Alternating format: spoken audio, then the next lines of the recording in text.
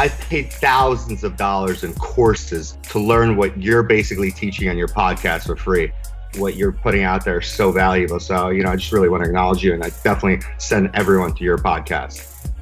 You were virtually one of the first mentors that I looked up to and started following. You're always one step ahead of the game. So I just wanted to give you kudos and props for that, because lots of people are watching, lots of people are learning from it. Tucker and the whole TTM crew, Dan and Chris, thanks so much for your support. I love what you guys do, and a huge, huge fan. Having this support's huge. So I'm grateful for that.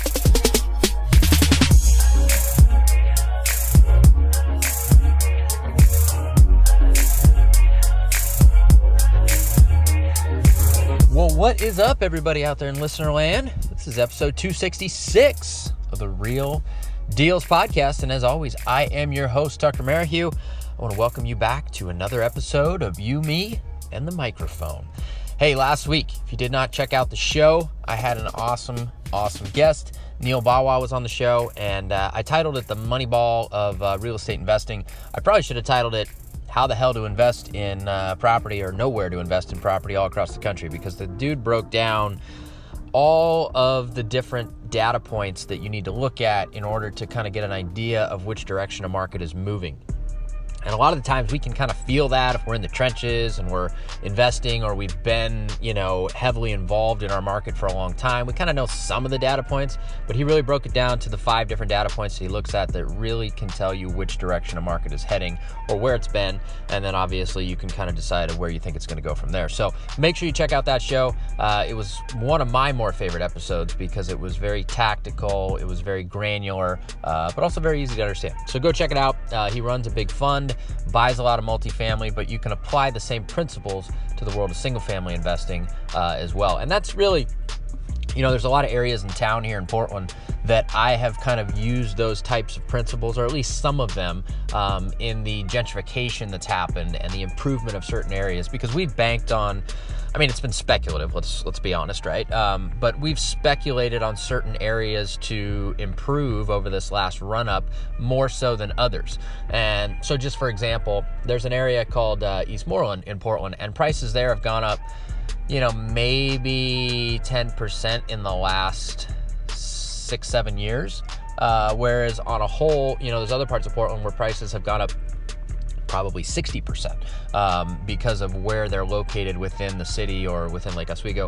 And so we've tried to pick those areas that have been much more rapidly improving. There's been a lot more redevelopment going on, and not so much those stagnant areas. And so some of those same data points apply, but that's a lot of what we've done internally, locally here in Portland, which is picking those areas and then helping improve those areas through all the redevelopment that we do. But anyway, the conversation was cool because it kind of puts data points and just real structure to shooting from the hip, I guess, of investing, which a lot of us do. So anyway, go check it out. This week's show, it's going to be a shorter show, but I'm going to talk to you about a few things. Number one is I'm going to tell you guys some stories, because I know you guys like to hear some stories, and we've got some interesting ones from this past week that I think you'll find entertaining, if nothing else. And then I want to talk about our REI Deal Generator coaching program that myself and Justin Silverio are doing, and we've got the doors opening this week as you guys are listening to it. They'll be open for the next probably 2 weeks as we kind of fill the slots. So I want to go through exactly what that's all about for those of you guys that may be interested in kind of what the process looks like. So before I get into all that, let's talk about what's going on with myself and TTM over the course of the past week. Well, actually, I should tell you this. We've got, and this kind of factors in, I guess. We've got some updates on our app, the Driving for Dollars app, that is. We've got the tiers out. We've had a lot of you guys using the tiers, and it seems like it's working very well in terms of people that, want to be able to use it in a cost-effective way to skip trace on the fly and also build lists. Now, one thing that we do know and we understand is that for those people that are looking to build, multiple thousand, property lists of Driving for Dollars leads in any given month, it's a little bit cost preventative to some of you. Although if you skip trace that many leads, at the end of the day, it costs you the same amount of money, but you're prepaying for properties you don't yet have. So we understand that. So what we're doing right now is we're creating another tier, and that tier is basically going to be just a list building tier. So it essentially will allow you to identify and build lists for as many properties as you want within your market, and then we can skip trace it for you outside of the app so that we avoid the unfortunate monopoly that iTunes has and Google Play has on every dollar that they take in, which is 30% for those of you guys that don't know. So that's one thing that we are doing, which will be really cool. And then you can just basically use it as a technology to help you guys build your list. And you can also hire bird dogs, you can hire Uber drivers, Lyft drivers. All those people can then log in under your account. They can create a list with their name and wherever the area is on any given day, and then it goes straight to your account. You can pull that information and you can run with it and start your marketing to it. So it's a really cool way, and it's gonna be super cost effective, because for us, it's just the cost of having the software in place. There isn't any actual data exchanging hands other than just identifying properties and building lists with them. So we can make it very cost effective for you guys. So I think it'll be a great win-win for those people that wanna build big lists or have big teams of people driving and identifying properties for them that then you can market to. So it'll make kind of the best of both worlds, and then eventually we'll fuse the two together so that there'll be some skip tracing you can do within that account as well. So that's what's coming up. But anyway, that's one of the big projects that we've been working on behind the scenes. And, that kind of segues into the next thing that I want to talk about here, which was, there's a lot of technology improvements that we've seen over the course of the past 5 years. It's been kind of crazy, actually, because as I think back to what was available back in the day as far as technology that people could use, there was no such thing as ringless voicemail. There was no such thing as text blasting. There was no such thing as, CRMs didn't really even exist for real estate investing. There was definitely no driving for dollars apps. There was none of those things. It was crazy how different this business has become. And when you look at a lot of forums, real estate investing forums and things like that, a lot of the talk is all about this technology, and all the cool stuff, which is neat. And it definitely streamlines a business and helps it make run better. But I can't help but think to myself that, a lot of people these days are very new to the business, relatively speaking. Like, they got into it in 13, 14, 15, 16, right? And, they have a very short window of time that they've been in this business, and they get very enamored by the technology. And at the end of the day, the technology is an important piece of running a more streamlined, efficient business.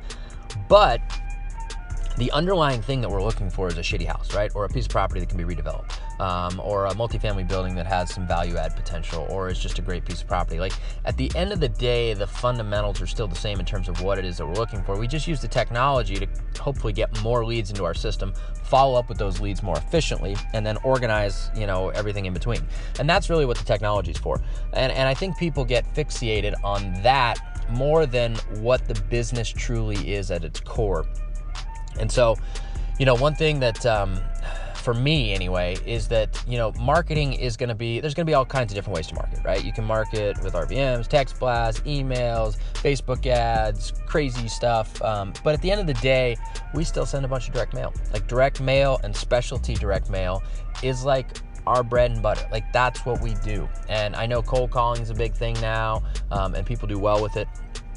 But tried and true for 10 years now, you do direct mail properly, you can still get all the leads that you need in order to work deals. And, there's a lot of stuff that'll come and go. I've seen this technology that's popping up now that we'll see where it goes from here, but supposedly within new operating system updates that you can get in your cell phones moving forward at some point, there's going to be the option to block ringless voicemail, so you can just block them.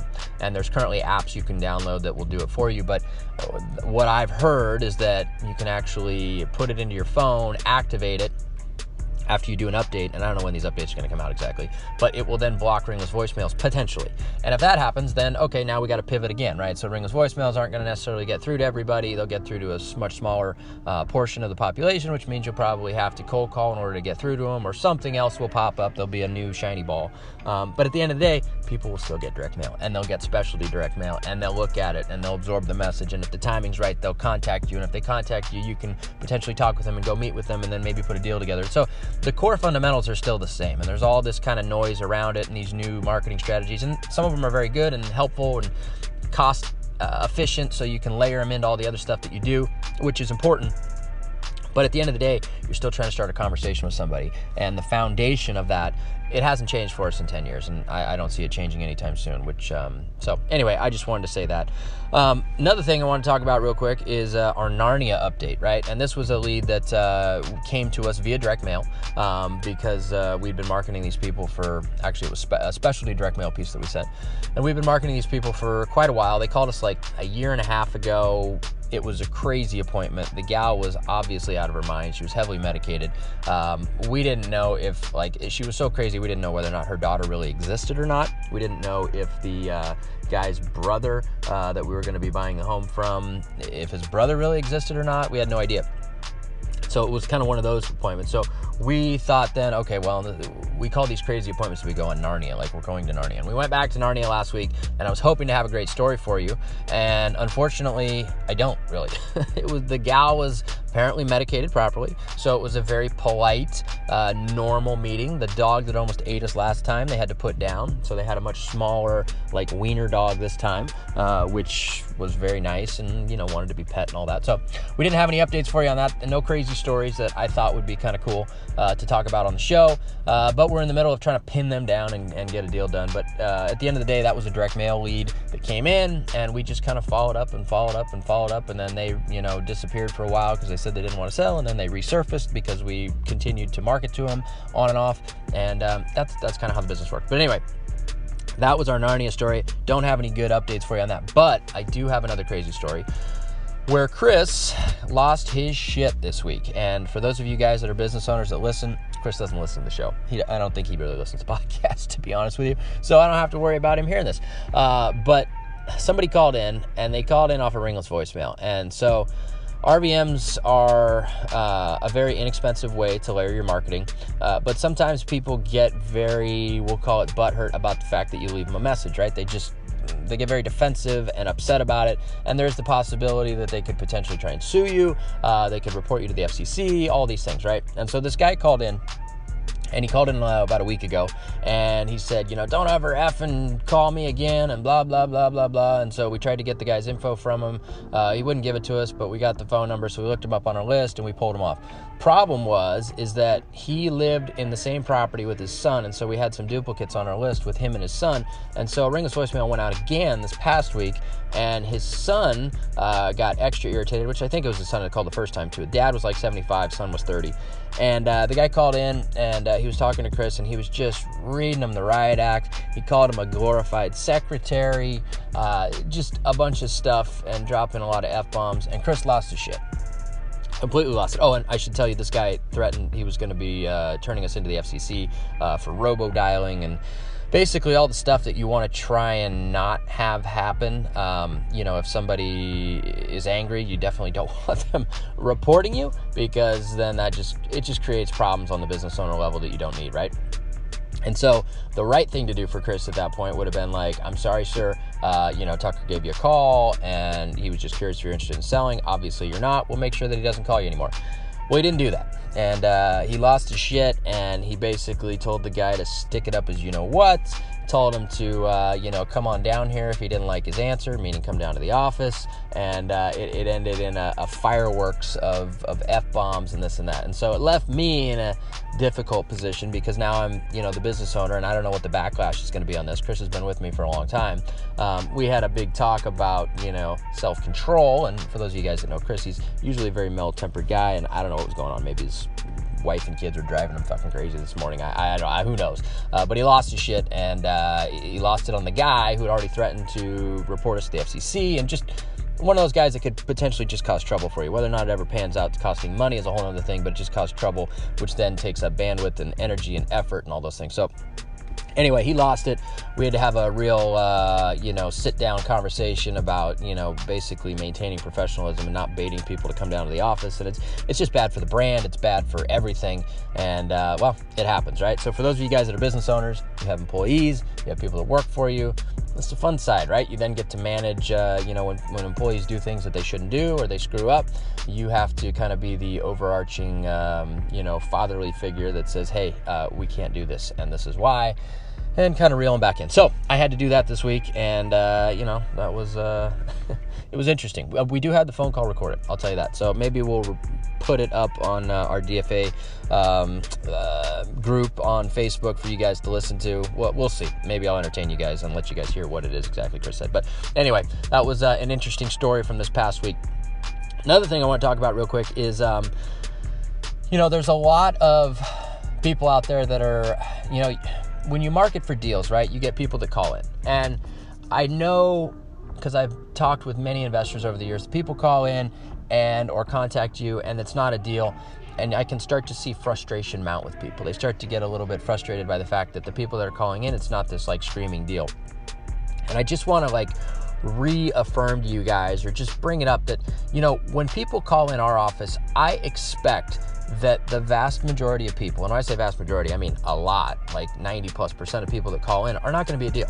There's not going to be anything there on a wholesale price that we could buy and make it work. I expect that those people are not a deal. And so you got to think about it as like the needle in the haystack, right? You're marketing to find the needle, not the haystack. And so I think a lot of people these days, they get a little frustrated, and it's rightly so, because there's so much competition out there and it's difficult and it's costly to market. But you have to expect that the majority of people that you talk with are not going to be deals. And, it just reminds me, because this past week we've had, tons of calls, people that we've talked to, probably 30 lead sheets on my desk that I went through this past week. And, maybe there's one in there that's a deal that we're going to go see this next Wednesday.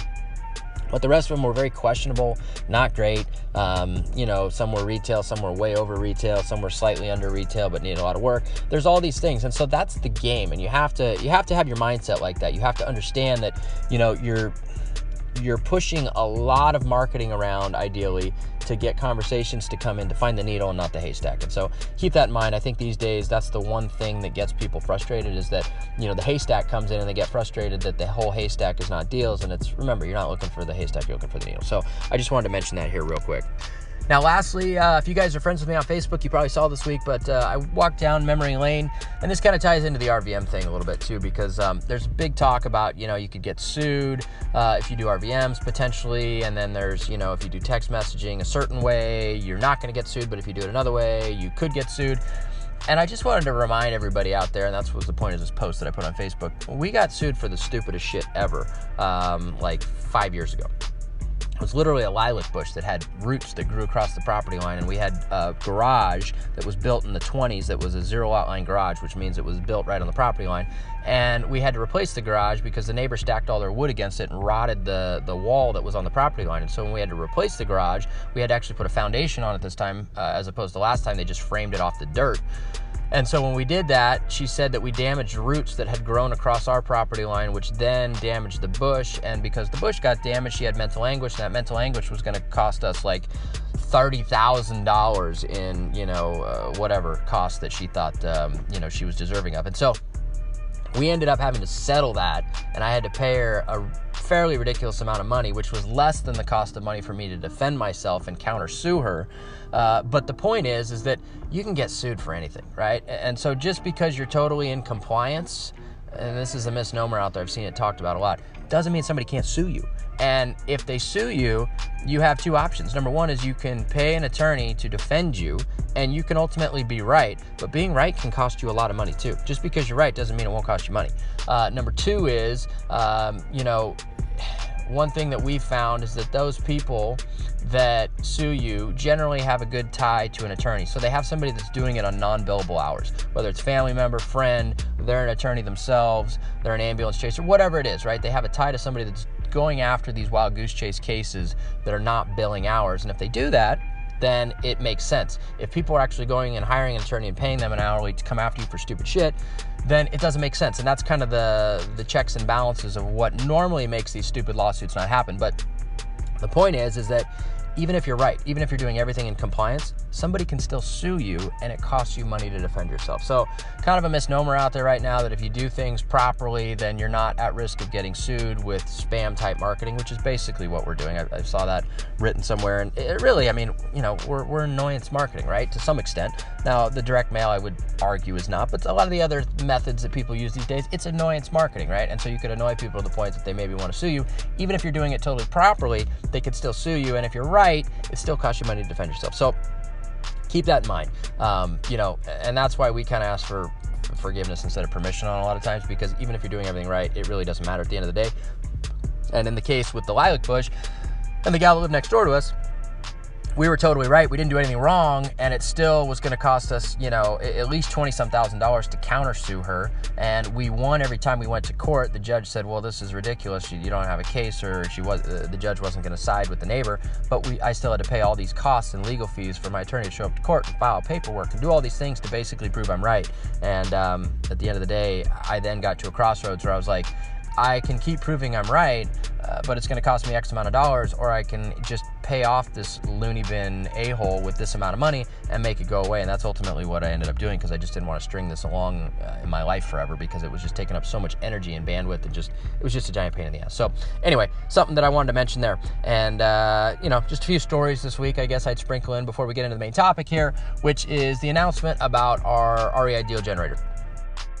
All right, Real Dealz podcast listeners, I want to talk quickly about our show's sponsor, Iron Bridge Lending. If you guys have not reached out to Iron Bridge already to talk to them about funding some of your upcoming flip projects, I highly encourage you to do so. I've known the owner of Iron Bridge for a very long time. I've personally borrowed millions of dollars from them over the years to do a number of different projects, and I can say without a doubt, they are the best hard money lending company I have ever come across, and that is the reason why they are the sole sponsor of this show. I've had a lot of other companies reach out to me and want to sponsor this show, but I just won't do it. I feel like I need to be genuine in who we have sponsoring the show, and it needs to be somebody that I've personally done a ton of business with. So I personally vouch for their ability to be the best, hands down, in the world of hard money lending. You won't find better programs, you won't find better terms, and they're lending or will be lending in over 20 states. So chances are, if you're hearing this in whatever state you're in, it's definitely worth it to check out their website, reach out to them, see if they're lending in your state, and if they are, I would absolutely encourage you to do business with them. Another very cool thing to note is that they have a program for most rehabs where you can actually borrow up to 90% of the purchase price. Now, this is given the fact that you are actually buying a deal, which if you're listening to the show, that means you probably are. But if you have an actual deal on the table, they'll fund up to 90% of your purchase price, and they'll even give you rehab funds on top of that, which means that it only takes 10% down to get into a project, which is unbelievable in the hard money world. So do yourself a favor, reach out to Iron Bridge Lending, have a conversation with them, see if they're a good fit for you and for your next project. I can guarantee you that you'll be happy that you did. For those of you guys that have been getting the emails, or you've heard me talk about it before, you heard episode 260 with James Thornton, or the episode before that I did with Justin Saverio himself when we first started this program. We're on round 3 now. And, you know, it's been a really cool process for me, because we've been able to see, you know, the progression of students that come into the program, you know, from getting the business together, maybe rebranding it, figuring out the marketing areas, figuring out exactly what they're going to go after, pulling the data, refining the data, sending out the marketing, leads coming in, looking at leads that maybe aren't deals, trying to find the needle within the haystack and trying to move things forward, talking to sellers, going and meeting with them, getting comfortable with that process, getting comfortable with the process of extracting a number from people, identifying the opportunities, moving the opportunities forward and turning them into dollars. And so it's been this process of helping people build businesses, and it's been really cool for us as well.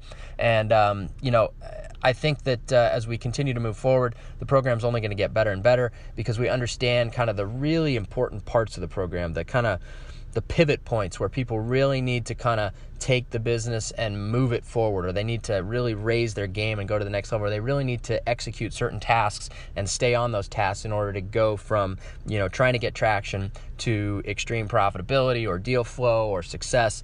Like there's very few points, but those points are super important. And so as we've done this more and more, we've been able to recognize exactly where those points are so that we can put extreme emphasis on those points when we get there with students. So anyway, point is that I'm saying point a lot.